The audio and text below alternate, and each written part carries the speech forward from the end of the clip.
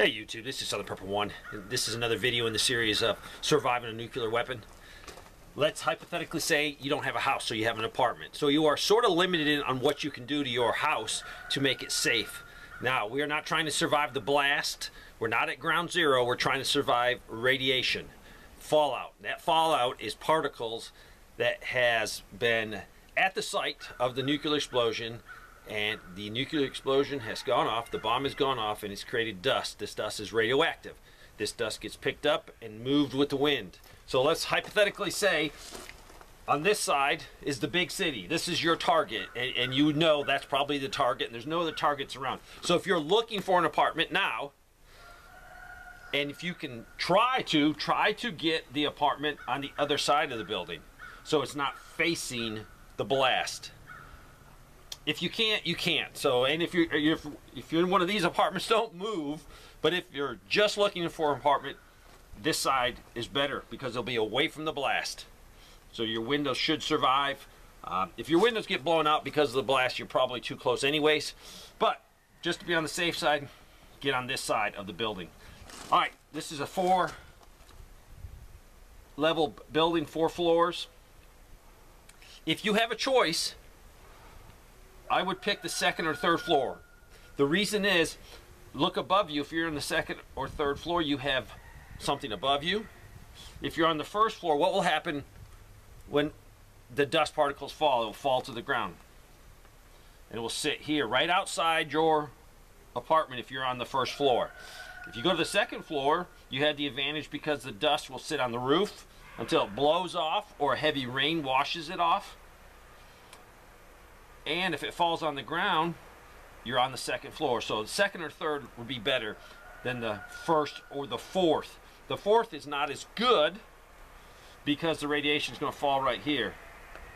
And if you have any ventilation in that big roof above your head, dust can blow in and settle down here, and then it's even closer to you. So 2nd or 3rd floor, if you can help it, that's what you pick. But don't decide to move because, hey, I'm on the 1st floor or the 4th floor. And it could be the 5th floor, whatever the tallest building, apartment building. Now let's hypothetically say you could have, your apartment could be all the way across, or there could be a dividing wall in here. You got apartments on both sides where this is the aisle area, the walkway to get to both apartments. So it could be either one. If you know there's going to be radiation falling, you want to protect yourself. I put a basement on there. Most apartments don't have a basement. It'd be best to go in the basement if you can survive. I know of a few places that have basements where they have washers, dryers down there, or they have storage down there. And some actually have places where you can rent a little cubicle in there. So that's worth looking into because it's underground. The only problem with that is if there's a bunch of people down here and you have limited supplies because you took your supplies down there, you might have to share with other people. All right, so something's happening. If you have friends in this apartment or know people where you can work together, what you're trying to do is make a fort inside your apartment. Let's hypothetically say you're on the 2nd floor and you have a good friend that's on the 2nd floor but right across the hallway.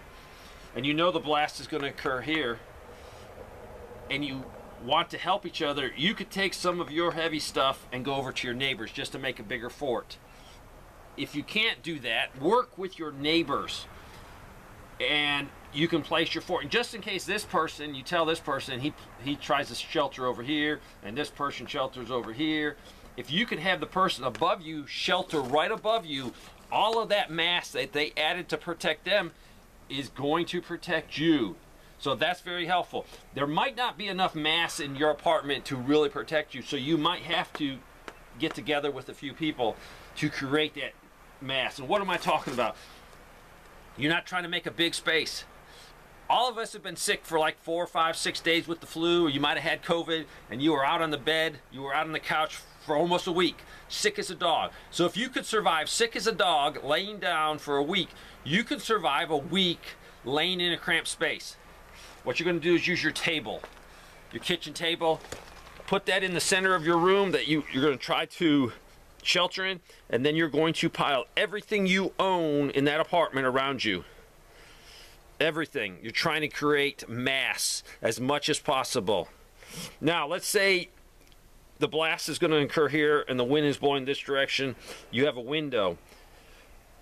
What are you going to do to protect that window? You don't want to leave that window unprotected. So plastic is very helpful. If you can put plastic up, so if the glass gets broken, it's not letting the air in, which will blow the dust in, which will blow the radioactive material in. Worst, best case, if you can, put plastic over that. Also, if you got a box spring, put a box spring over there as tight as you can to the window. Pile some stuff behind it. You trying to keep that glass from being broken, so you will get no dust in your room. If you can tell your people in your apartments, they should shut every door in their apartment, because in case one of their windows gets broken, radioactive dust blows into the bedroom here. If their door is shut, you could also put a couple towels down underneath the door. That way you're trying to create where dust can get into the rest of the apartment, because you might be sheltered in place and you don't want dust in. So shutting everyone's doors is a helpful thing to keep that contaminants down. There's not a lot you can do if you got an apartment dealing with ventilation, but you want to shut off your air conditioning. If you can, tape with plastic or anything, cardboard over all your vents, air conditioning vents, so no dust can come through. You probably can't climb up 4 floors and cover your vents. You could have vents in the soffit, which lets cool air in to cool the attic. If you own a house, these are areas you have to do. I'm not going to talk about if you own the house. That's another video. So close off your apartment. I'm not going to talk right now about, fire danger or carbon monoxide danger. I'll cover that in the house one. So I talked to a lady this morning that's on the 2nd floor. So she's in a good spot. Radiation is going to fall on the roof. Radiation is going to fall on the ground. She's on the 2nd floor. She's in a better spot. But she's got to do more than just say, oh, I'm on the 2nd floor. She's got to build her fort. As time goes on, and if things become very hot, you might want to add some stuff to that. You might want to say, man, what can I do to make that more protective? And I'll go over that with the house section if you own a house, or at least rent a house where you have a little bit more leeway in doing things. So, bottom line, not going to be pretty, but do not give up. Radiation levels decrease very quickly, the very harmful ones. So you have a chance. If you hunker down here for a week and it was just big enough to lay down and just barely sit up, I would do that, then not do anything. I hope this helps. Thanks for watching.